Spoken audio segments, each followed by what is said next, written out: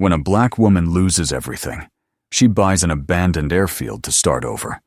But beneath the cracked concrete, she finds a hidden bunker tied to her own bloodline.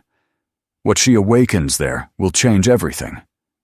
If you believe some legacies are buried, not forgotten, watch till the end. Subscribe, like, and tell us where you're watching from. Your support keeps these stories flying. The road to Ash Grove Field was little more than a strip of cracked asphalt winding through the Carolina pines. Sophia Mercer drove it with the windows down, letting the cool wind bite at her skin. The radio in her old pickup had died months ago, but she didn't mind. Silence was what she'd come for. After losing everything in Atlanta, her auto shop, her house, her friends, silence felt like something she could finally afford. The sky stretched wide and empty, the kind of blue that looked almost hollow. Ahead, a rusted chain-link gate stood half open, its sign long bleached by the sun. Ash Grove Field, property of U.S. Air Command. The words, "Keep out," barely clung to the metal. She parked, stepped out, and inhaled. The air smelled of old oil, pine sap, and rain that hadn't fallen in weeks. She didn't see potential in the place, just peace. 21 acres of cracked runways, leaning hangars, and forgotten tools. The kind of space where failure wouldn't echo. The locals in town had called her crazy for buying it. "That field's cursed," they said. "Nothing grows there, not even sound." Sophia had smiled, signed the papers, and handed over the last of her savings. She didn't care about legends. She just wanted a place where nobody expected her to fix things anymore. Her trailer sat near the largest hangar, its aluminum sides dulled by dust. She spent her mornings walking the perimeter with a cup of coffee in one hand and a crowbar in the other, a habit she'd picked up after a coyote startled her the first night. It was her ritual: coffee, quiet, and the steady crunch of gravel beneath her boots. Sometimes she talked to herself just to hear a voice. But even in the silence, Ash Grove Field had a pulse.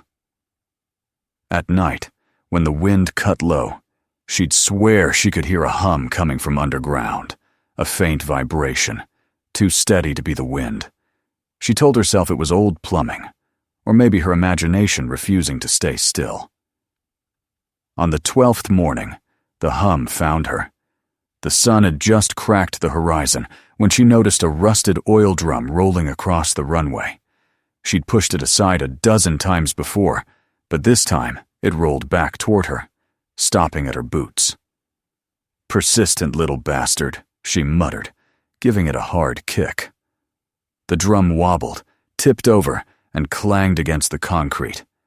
Beneath it, something metallic glinted through the dust. Sophia crouched. A round plate of steel lay embedded in the ground, edges welded smooth, surface slick with oil and grime. She wiped it clean with her sleeve. Letters emerged, faint but deliberate. IC7. The metal was cold, too cold for the morning air. When she pressed her palm against it, a shock of static jumped through her skin, sharp enough to make her flinch. She stood, heart thudding. Maybe it was an old fuel line cap, maybe a storage hatch, but the more she looked, the less it felt right. The edges were perfect, precise. The welds looked military, the kind of work no small-town contractor could have done. "All right," she said under her breath. "Let's see who you used to be." By midday, she dragged out every tool she had left from her failed garage: a grinder, a hammer, a portable generator that coughed to life after 3 pulls. Sparks flew as the grinder bit into the welds, echoing through the empty hangar like trapped thunder. The smell of burning metal mixed with the sweet tang of rust. She worked until her arms trembled, until the sun dipped low enough to paint everything in orange and dust. Finally, one of the bolts gave way with a deep, hollow snap. Then another. The last weld cracked, and a breath of air hissed upward from beneath the plate-cold, stale, older than anything she'd ever smelled. She stepped back, Coughing, the ground below her feet seemed to exhale. Sophia shone her flashlight into the opening. A spiral staircase disappeared into the dark, lined with corroded steel walls. The air shimmered faintly, as if heat were rising from below. She hesitated. Common sense whispered to leave it alone. But logic had never saved her before. Curiosity had. So she climbed down. The light from above shrank to a coin-sized glow as she descended. Each step groaned beneath her boots. Dust floated in the beam of her flashlight like pale ash. When she reached the bottom, she found a door solid steel, 5 inches thick, with a keypad and a tarnished handle. Her light caught the words stenciled across it in bold, raised letters. Mercer, authorized personnel only. Her breath hitched. Mercer. Her name. She traced the letters with her fingers. The paint hadn't chipped. Whoever had made this door hadn't expected it to be opened again. Not for a long time. Sophia stood there, alone beneath the earth, the hum louder now, vibrating faintly through the soles of her boots. For the first time since she'd bought Ash Grove Field, she realized the silence she'd come for wasn't empty. It was waiting. The air felt alive, charged. And as she placed her hand on the handle, the thought struck her. This place didn't find her by accident. It had called her. And now, she'd answered. The handle was stiff from decades of stillness. Sophia braced her foot against the base plate, leaned her weight, and the door surrendered with a low, hydraulic groan that felt more like an exhale than a hinge. Cold air slid past her cheeks and pooled in the collar of her jacket, smelling faintly of ozone and something like old paper left in a metal box. She raised her father's flashlight and stepped through. The beam found a short passage of ribbed steel, its walls curved like the inside of a barrel. Rime fuzzed the seams. A line of industrial bulbs ran overhead, thick glass, wire-caged, dead. But as she passed beneath the first one, it pulsed once, as if remembering how. Then it went dark again. Her boots scuffed dust as fine as ash. Every sound in the corridor came back to her twice. Once in her ears, and once someplace in her chest, where the hum seemed to live now. An almost musical undertone that matched her pulse when she noticed it, and vanished when she tried to listen for it. The corridor opened into a room that didn't belong to any decade she knew. It was both minimalist and overcrowded bare steel bones, supporting a control room dense with relics. A long console faced a fat, windowless wall. Gray terminals slouched there like sleeping sentries. Tangled harnesses of cable spilled down their backs and coiled across the floor in disciplined loops, tagged with brittle paper flags. A glass cabinet held binders gone the color of old teeth. On the far side, a heavy table pocked with burn marks and compass cuts, its scarred surface crowded with calipers, a slide rule, grease pencils hardened into fossils. Sophia took her time crossing the room. Not reverence calculation. She'd learned in garages that the fastest way to break something was to want it too fast. She palmed dust off the nearest screen, revealed a convex face that had once been matte, but now wore a film of age. A rotary knob beneath it clicked through positions with a satisfying authority she hadn't felt since every car stopped having a carburetor. Off. Test. She left it alone.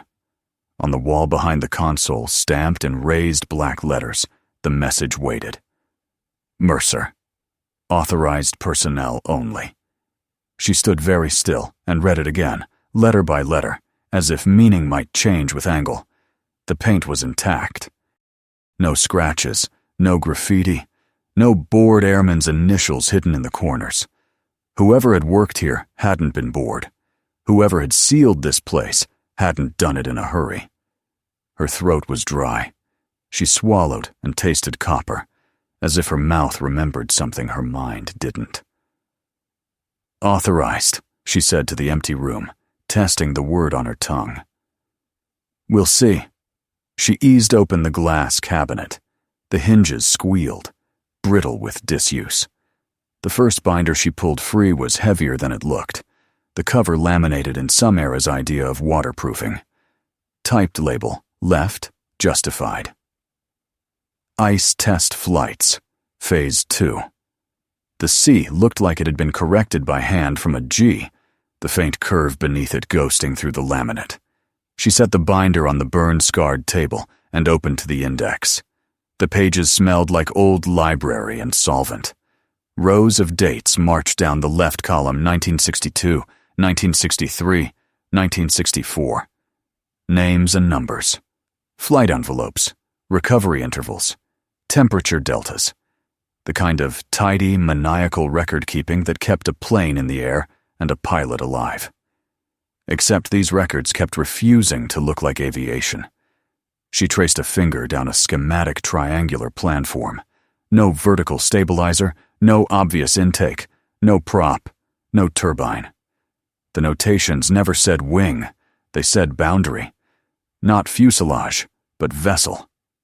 At the bottom of the page, in a hand she didn't recognize, but somehow felt, a signature looped cleanly. Richard A. Mercer. Her hand tightened on the page without meaning to. The paper crackled. She turned more pages. Cross-sections. Diagrams that looked like an engineer had tried to make poetry out of math and ended up with spells instead. Frequency maps annotated with phrases she didn't encounter in any ASE master exam. Coherence wells. Chronometric shear. Negative inertia. Budget phrases that punched air holes in her skepticism without asking permission. The margins were full of his handwriting, elegant and impatient, a river of thoughts constrained by lines it refused to respect. Halfway through the binder, she found a photograph tucked into a plastic sleeve. 3 figures beside a silhouette that was neither aircraft nor missile. The tallest man wore a crew cut and a grin that didn't quite make it to his eyes. Another man held a clipboard at an angle no clipboard deserved. Between them stood a black woman in coveralls with her hair tucked into a headscarf, her gaze on the camera like a dare. Printed in purple ink along the bottom. IC-7. Ground Test Team. No names.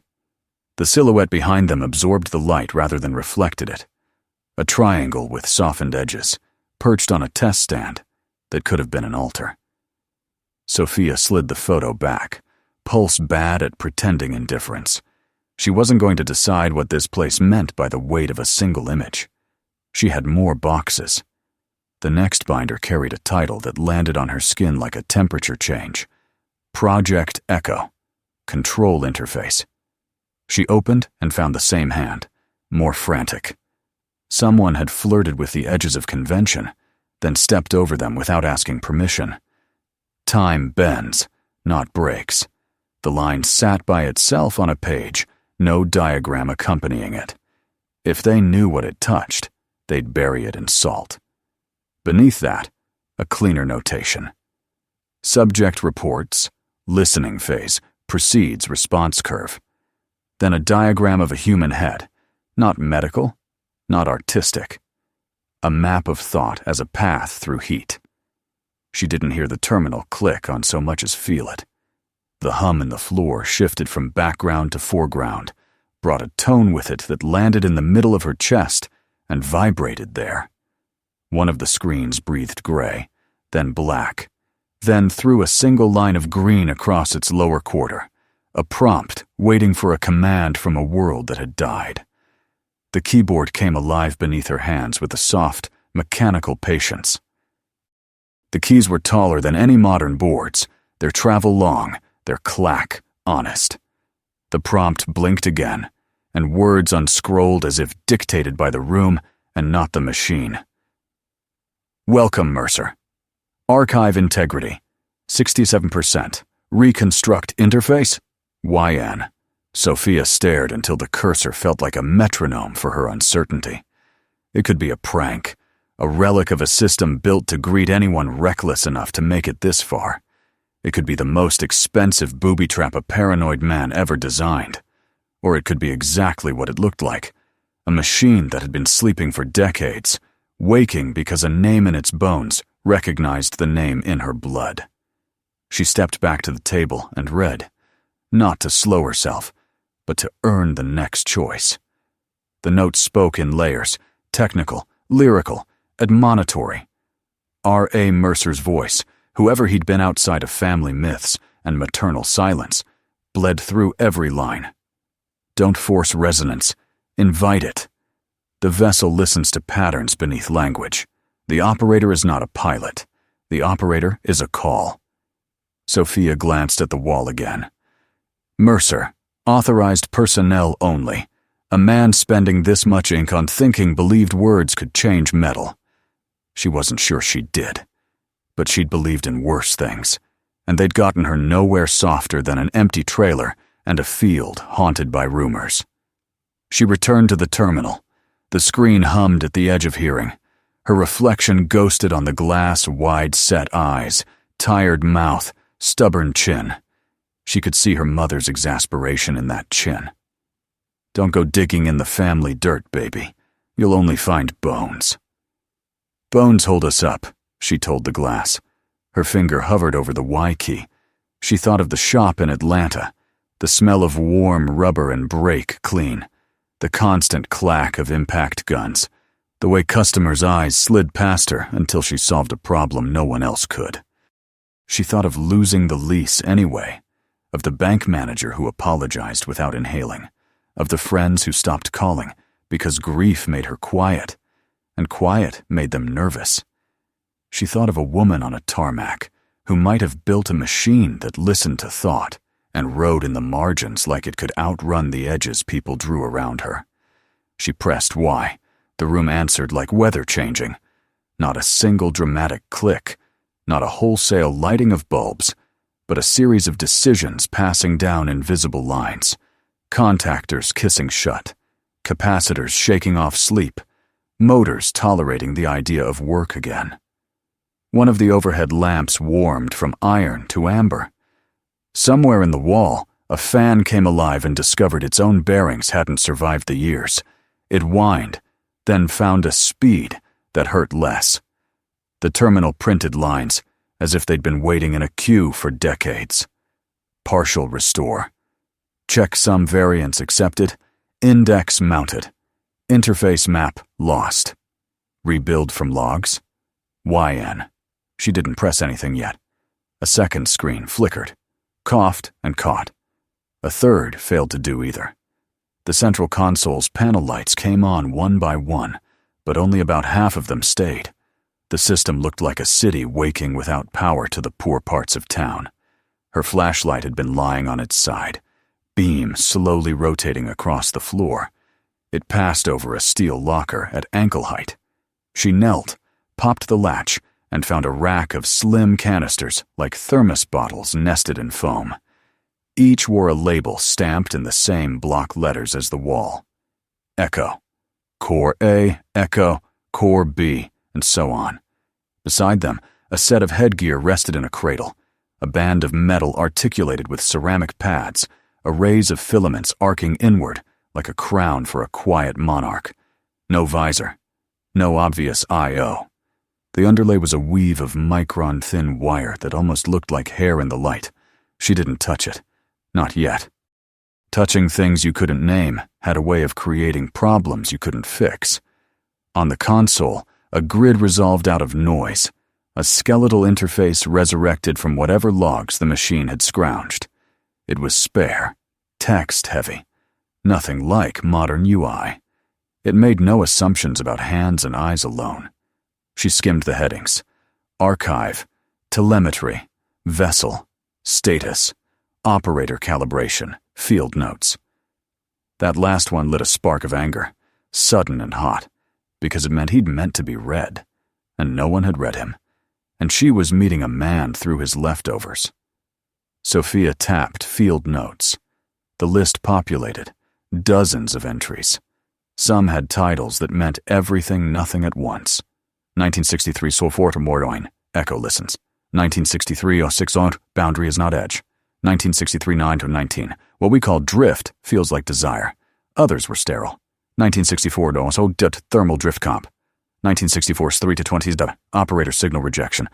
She opened the April entry, a page rendered in fixed width green.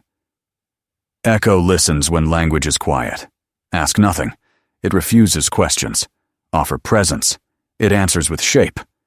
If thought is a hand and time is a cloth, Echo's first motion is simply smoothing the wrinkles it can bear. Beneath it, in a smaller font, a transcript. Operator. RM. Status. Calibration. Duration. 0.107 torn. 13. Then a thin list of numbers that might have been frequencies, might have been prayers. She backed out before the room could swallow her with fascination. The point was not to feel. The point was to see what worked. Operator calibration threw an error. Missing bio profile. Load from archive? YN. Of course you want my measurements, she said. You always do. She hit N. She wasn't giving anything to anything before she knew what it took when it took. Telemetry opened to pages of log data, precise and ruthless. There were spikes where nothing should have spiked. Troughs where physics should have screamed. The dates rolled forward until they didn't. The last entry was short, almost curt. 1965 to 1103 vessel sealed. Site to sleep. Bury with salt. She let the words sit. Then she looked at the room. Then she looked at her hands. From the cabinet she pulled another binder, one marked with a red stripe across the spine. Project Echo. Incidents. Hazards. Inside, the pages were a palimpsest of form letters and frantic edits. A memo reported alignment anomalies in Ground Test 3. An attached photo showed a wrench ghosting through a man's sleeve without wrinkling it. The man's eyes were closed. The caption simply read, Operator at threshold. Sophia heard herself breathe and didn't recognize the sound. Her voice came back steadier. Thresholds are where you live, aren't they? The terminal beeped. It had found her pause intolerable. Rebuild from logs? YN? It asked again, patient and insistent as rain. She thought of Atlanta again, but differently this time. Not of endings, but of rooms she'd made work with nothing. Starters coaxed back to life with a toothbrush and a prayer. Valve covers resealed with gaskets she cut from cereal boxes because a kid needed the car to run long enough to make a shift. If she'd learned anything in those too many, too loud years, it was that machines want to be understood. When they're built by people who believed their work could change the angle of the world, they also want to be witnessed.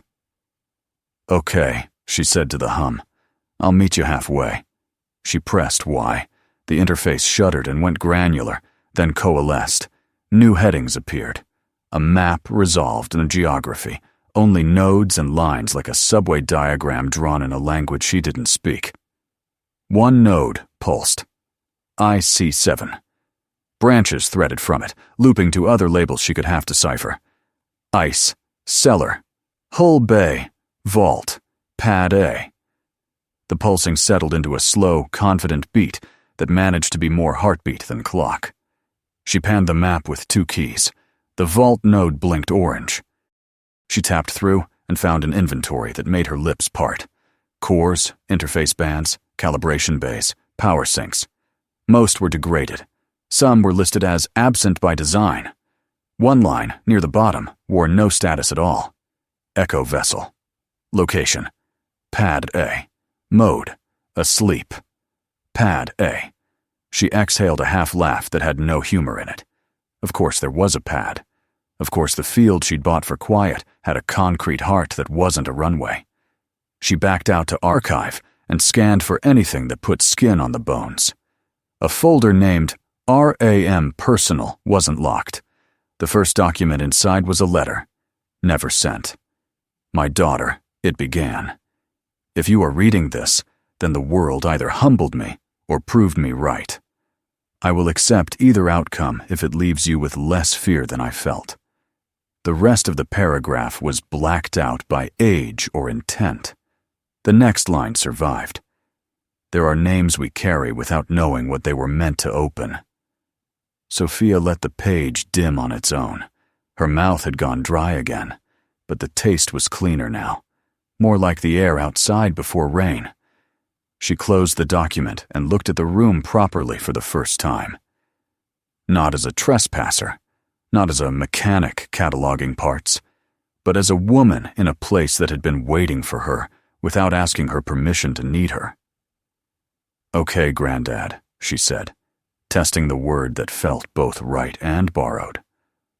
"Let's see what you built." She moved around the perimeter, working methodically the way she would in a shop after someone else's bad repair. She checked the power trunks feeding the consoles. Still live, though God knew how, and followed them to a wall panel that might have been a breaker box or a ritual. The handles were chromed, labeled in a clean, military font. Primary, auxiliary, pad A. Hull. She eased pad A to on and listened. The hum under her boots thickened, pulled her toward the far end of the room where a second door squatted. A pressure door, gasketed, stenciled with a single glyph she recognized from the binders. 3 curved lines nesting inside one another like ripples. She put her hand to the door and felt not cold, but the absence of temperature, a neutrality that didn't come from steel. It was the kind of not cold you felt standing in front of a freezer that had just been unplugged. No frost, just memory. "Not yet," she told it, and returned to the console. She saved the session without thinking why, then duplicated it. A habit. Make 2 copies of anything you can't recreate. She set the binders she'd opened back the way she'd found them, except for Project Echo. Control interface, which she left, turned to a page diagramming the band's placement along scalp and spine. The note in the margin had the tone of an instruction delivered through a door. Do not think words. Think weight. Think heat. Think shape. Sophia looked at the crown again. She imagined it on her head, and something in her flinched, the part of her that understood electricity a little too intimately to trust the intimate. She filed the flinch. Information, not order. The overheads had warmed enough to give the room a winter afternoon glow. She'd been down here long enough for the world upstairs to change color. Time did what time did. She wasn't going to let fear do anything for it. At the terminal, the cursor waited inside operator calibration like a quiet request. Missing bioprofile had become detected. Partial match, genetic. Load existing parameters, YN. The breath she took was the one she would take before cracking a stuck bolt steady, not deep, to keep her hands from shaking. She didn't know who or what had left those parameters here, or what had been harvested to make them. But she knew what had written that letter unsent. There are names we carry. "Not today," she said softly. "You don't get to choose me before I choose you." She hit N and stepped back. The hum carried on. The map pulsed. The room learned to be alive again without demanding she give it anything more yet. That felt like a deal she could live with for one afternoon. She closed the main door to the corridor, tested the latch twice, and slung her crowbar across her back with the paracord she'd tied there the first week she moved in. On her way out, she paused beneath the raised letters on the wall and traced the M with one finger, then the R, then the rest. The paint was smooth under oil and dust. "Authorized personnel," she said. "Fine. I'll get authorized." She climbed the spiral, her father's flashlight finding each step a half-second before her boot did. The air warmed as she ascended. The hatch above was a round coin of pale daylight. When she reached it, she listened, palm on the ring, feeling for vibration through steel. The hum down below had threaded itself into her like a second heartbeat. Above, only wind. She pushed the hatch open and squinted into a sky turning toward late. The field was exactly as she'd left it, and not at all. The cracks in the runway felt shallower. The distance between hangars measured itself differently, as if the map under her feet had been redrawn by a patient hand. She hauled the hatch closed and spun the dogs until they seated. Then she stood and waited for her balance to match the world's, sipping air like she'd been running, though she hadn't moved faster than a walk. The sun caught the ribs of the largest hangar and turned rust into something warm. Sophia wiped her palms on her jeans and started toward the trailer. The crowbar knocked gently against her spine with each step, a metronome, a reminder. At the door, she paused, looked back at the runway, and realized the oil drum that had kept rolling into her path for days had stopped where she'd kicked it and stayed put.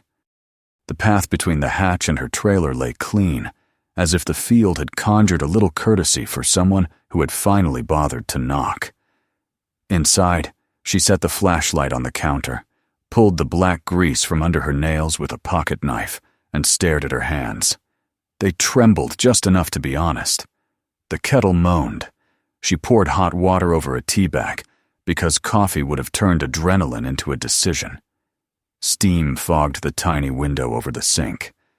In it, her reflection blurred, became a smear of dark and light that reminded her of that photograph's silhouette, absorbing light instead of sending it back.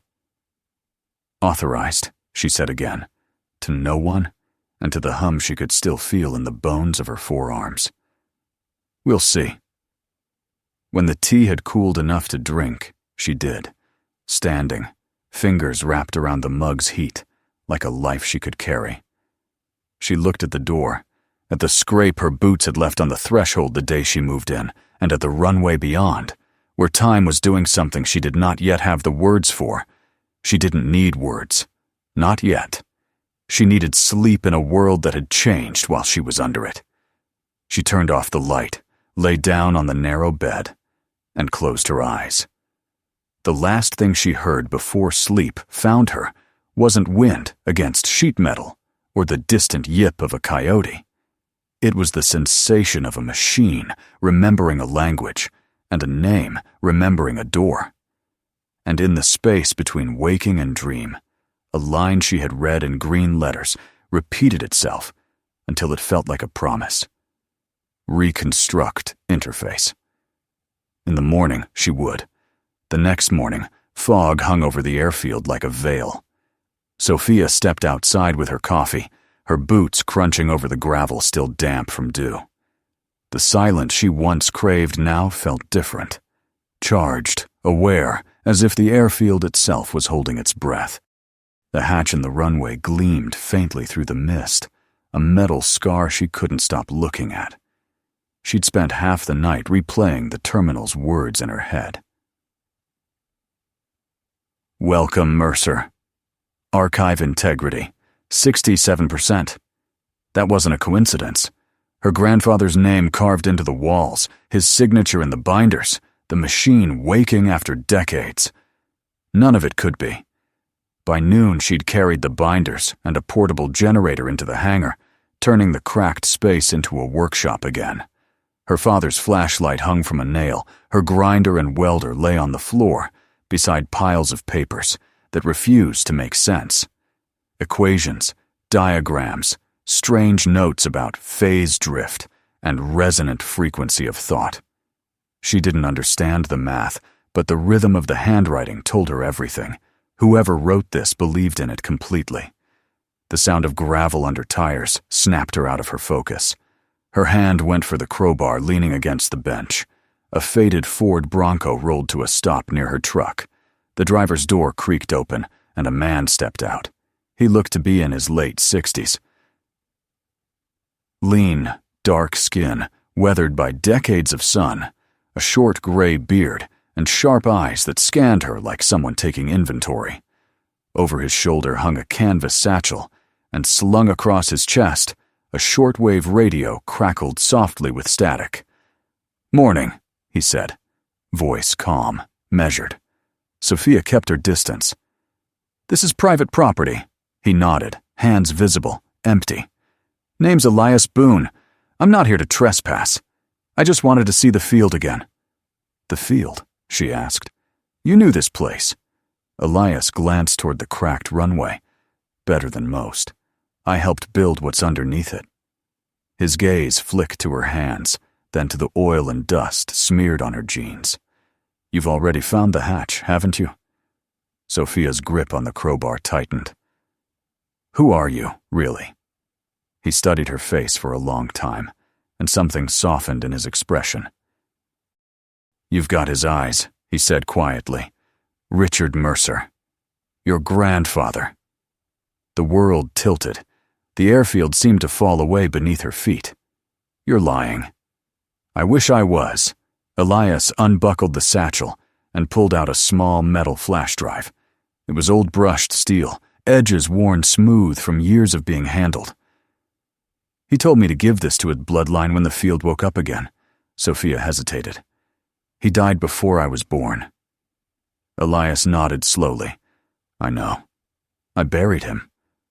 She didn't move, didn't breathe. The man didn't look like a liar. He looked like someone carrying something heavy for too long. "What was this place?" she finally asked. "A test site," he said.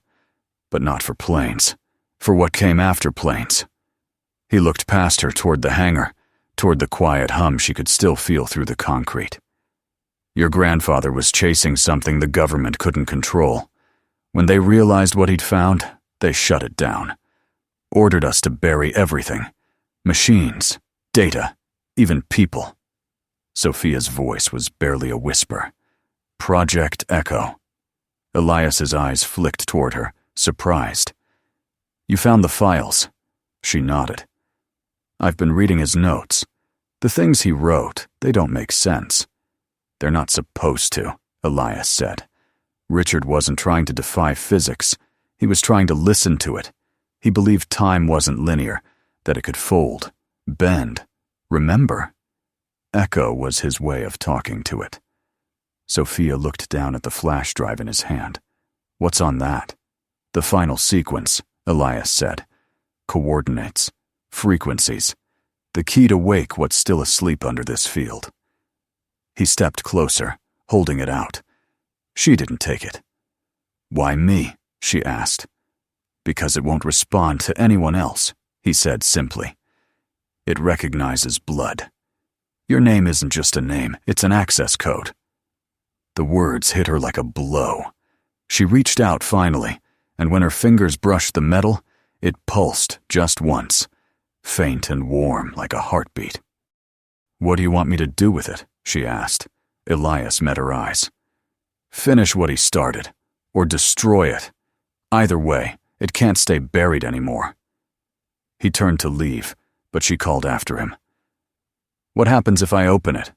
He paused. "Then you'll learn why we buried it in the first place." By the time the fog rolled back in, his truck was gone. The only thing left was the faint sound of his radio fading into static somewhere down the road. That night, Sophia sat on the hangar floor surrounded by binders, diagrams, and the flash drive. The glow from her laptop flickered across her face as she hesitated over the open file prompt. Every instinct told her to stop, but curiosity had always been her curse. She clicked. The screen filled with numbers, diagrams, and a single folder labeled Echo Core. Inside were sound files, low-frequency recordings that made the air vibrate through her chest when played. Then a log file opened on its own. Operator log, 1965. Echo response confirmed. Vessel heartbeat sustained 12 seconds. Operator unaccounted for. Sequence locked until genetic match authorized. Sophia stared, her pulse matching the rhythm of the low hum from the speakers, the same hum she'd heard beneath the runway. When she finally looked up, the lights in the hangar flickered. Her laptop screen flashed once, just long enough for words to appear across it. "Welcome back, Mercer." Outside, the wind shifted direction, carrying with it the faint, steady pulse of something waking underground. And Sophia understood one thing for certain. Whatever her grandfather had built hadn't died with him. It had been waiting. Night pressed down on Ash Grove Field like a lid. The wind that swept through the hangars carried no warmth, only the faint metallic scent of rain that refused to fall. Inside, Sophia worked beneath a single hanging bulb that swung with every gust. The light moved across blueprints, binders, and rows of salvaged equipment spread over the floor like offerings. For 3 weeks, she had barely left the bunker. The data from the flash drive, the diagrams, the cryptic coordinates, everything pointed to the same thing. The craft her grandfather had built was still beneath the airfield, locked behind a second hatch labeled PADA. She had opened it 3 days ago. What waited beyond was not a ruin. It was a machine. Half buried in concrete, shaped like a perfect triangle with rounded edges, its surface was neither metal nor composite. It drank light. When she brushed dust from it, the pattern of her handprint lingered a moment longer than it should have. Every night since, she had worked by instinct, reconnecting conduits, cleaning power lines, tracing symbols carved into the panels. And the machine responded, humming more clearly each time, as if learning her rhythm. Elias had returned twice, each time more anxious than before. Now he stood at the entrance of the hangar, arms folded, the old radio at his hip muttering in bursts of static. "You're not just rebuilding it," he said quietly. "You're waking it up." Sophia didn't look up from the panel she was wiring. Then it's about time it woke. Whatever this is, it was never meant to rot underground. Elias stepped closer. "You don't understand what it does. When we tested it in 65, the air rippled. A wrench disappeared for 12 seconds. The man holding it came back shaking and swore he'd heard his own voice calling from somewhere else. Richard shut it down that night. He said the vessel listens, but it doesn't always like what it hears." Sophia tightened the last bolt and straightened, sweat streaking her cheek. "Then maybe it's waiting for a voice it does like." He started to argue, but the floor trembled before he could speak. A low vibration rolled through the hangar, deeper than thunder, steady as breath. The craft's surface shimmered, thin veins of blue light tracing symbols that matched the ones from her grandfather's notes. Elias's voice was barely a whisper. "God help us." Before she could answer, a glare of headlights cut across the hangar doors. The growl of engines followed. 3 black SUVs rolling onto the runway. The vehicles stopped in formation, doors opening in perfect unison. Men in tactical vests stepped out, rifles slung low, movements precise. The insignia on their shoulders read, "Federal Aerospace Command." "Step away from the platform, Miss Mercer," one of them shouted through a bullhorn. "This is a restricted site. You are in possession of classified materials." Sophia felt a strange calm settle over her. "Classified," she repeated. "You buried it, didn't you?" "You buried him." The lead agent, tall, clean-cut, all authority, took a step forward. "Whatever your grandfather built is not for you to play with. We're taking control of the field." Elias stepped between them. "You don't understand what you're walking into," he said, voice shaking. "It's not a weapon. It's memory." The agent's eyes didn't flicker. "Get him out of here." 2 soldiers moved. Elias backed away, raising his hands, the radio still hissing on his belt. Sophia turned back to the craft. The cockpit canopy had opened soundlessly, inviting. The symbols along its edges pulsed faintly, in time with her heartbeat. "Don't," Elias called. "You don't know what it'll take from you." She climbed the ladder anyway, the hum growing into a resonant chord that filled the air, vibrating the metal of the hangar. Her hands trembled as she traced the glowing markings along the control panel, the same patterns her grandfather had written beside the words, "Think shape," not words. The agents shouted again. "Miss Mercer, step away from the console." She looked down at them, eyes bright with defiance. "Do you know what you're standing on?" "An unauthorized test platform," the agent barked. "No," she said softly. "A message." Her fingers hovered over the central glyph. She thought of the letter she'd found, the one her grandfather never sent. There are names we carry without knowing what they were meant to open. She pressed the symbol. The hum became a roar without sound. The air folded inward, bending the light itself. The agent stumbled, shouting orders that vanished into the distortion. Tools lifted from the floor, papers spiraled upward. "Shut it down!" someone screamed. But Sophia was beyond hearing. Inside the cockpit, the controls came alive beneath her hands, glowing in rhythm with her pulse. The walls of the hangar blurred, outlines dissolving into white. Elias forced his way forward, shouting her name, but the light swallowed his voice. The last thing he saw was her face. Calm, eyes open wide, as if she finally understood. Then the craft lifted from the platform, without a sound, rising through the fractured roof.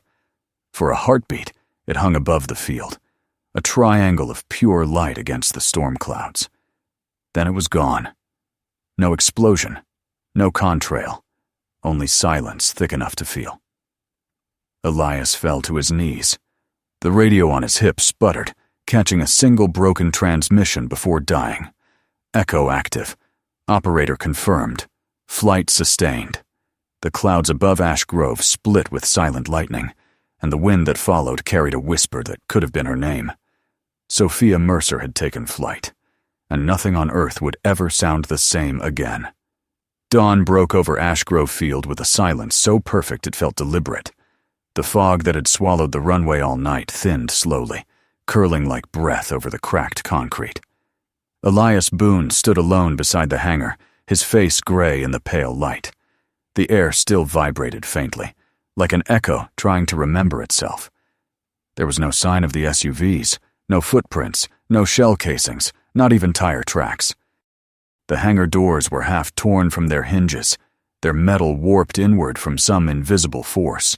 At the center of the floor lay a shallow scorch mark in the exact shape of a triangle. The concrete around it pulsed with faint warmth. Elias's radio crackled once, startling him. Then, through the static, came a single whisper. Pad A stabilized. The voice was female, calm, certain. His hand shook. "Sophia," he breathed. He didn't sleep for 2 days. He waited at the field, watching the sky turn from black to orange to gray. Every sound in the wind, convincing him she might return. On the third morning, just as the first light touched the hills, the air shimmered above the runway. An invisible wave, bending the horizon for one impossible heartbeat. Then, with a rush like wind reversed, the craft was there. It didn't descend. It appeared. Sleek, unscarred, silent. The triangular vessel hovered a few feet above the concrete, light rippling across its surface like water over glass. The hum beneath the earth grew steady again, deeper now, almost peaceful. The canopy hissed open, and Sophia stepped out barefoot. Her hair was damp, her skin dusted with something that looked like frost and starlight. She blinked in the morning glare as if it had been years since she'd seen sunlight. Elias ran forward, stopping a few paces away. "My God, child. Where did you go?" She smiled faintly, the kind of smile that carried both exhaustion and understanding.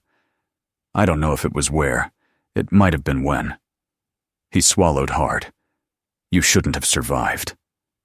Sophia looked past him, toward the hangar that had once been her refuge. "Maybe I didn't. Not the way you mean." The craft behind her pulsed once, faintly, as though listening. "What did you see?" Elias asked. She closed her eyes. Not stars, not future or past. Just memory. This machine, it doesn't travel through time. It remembers time. Every choice, every life it ever touched. My grandfather built it to understand the language of existence. and it's still learning. Elias stared at the vessel, awe softening his fear. Then it worked. It did, she said, but not for him. For me. She walked to the hangar wall and pressed her hand against the concrete. The surface was warm. The paint that once spelled Mercer. Authorized personnel. Only now glowed faintly, letters alive beneath her palm. He thought he was building a way out, she murmured, but it was never about escaping time. It was about listening to it. He wasn't trying to control the world. He was asking it to speak. The radio on Elias's shoulder clicked again. This time the voice was older, steady, unmistakable. You flew it. Elias froze. Sophia smiled through her tears. He's still here, she said. In every circuit. In every frequency. He left himself inside the code. She turned toward the craft. The glow within its panels dimmed, fading into stillness. It's resting now, she said softly. It's not a weapon. It's a memory. And it chose to come back. Elias looked at her, eyes filled with a reverence she didn't want. What will you do now? Sophia glanced at the empty hangars, the scattered binders, the land she'd once bought just to fail in peace. I'll stay, she said. This place has carried enough ghosts. Maybe it's time it learned to live again. She rebuilt slowly. Days became weeks. The hangars were cleared, the rust stripped from the beams, the old control room repaired piece by piece. She cataloged every file, every binder, every test record. Not for the government, not for anyone's approval, but for understanding. For legacy. When reporters eventually came, drawn by rumors of lights and strange sounds over the Blue Ridge Mountains, she met them at the gate with quiet eyes and oil-stained hands. It was an old weather station, she told them, nothing left worth seeing. And they left, disappointed, unaware that beneath their feet, the air still hummed faintly, patient as breath. One evening, months later, she found a letter on her workbench. No footprints, no envelope, just a wax seal and thick paper folded neatly. We no longer consider the asset lost, it read. We consider it protected. Thank you for reminding us what legacy means. At the bottom, written in fading blue ink, were 3 words. You flew it. Sophia sat down on the cold concrete and let the tears come, not from grief, but from recognition. The words weren't just from him. They were from the machine, from the line of Mercers who had kept building, failing, and building again. That night, she walked the perimeter of Ash Grove Field.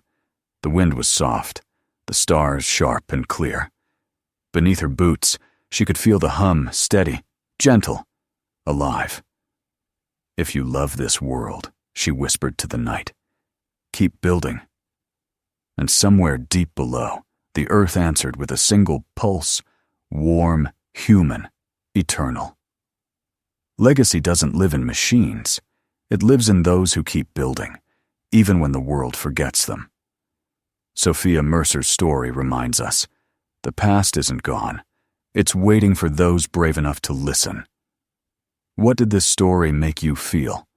Comment below. Hit like and subscribe for more stories that stay with you long after the screen fades.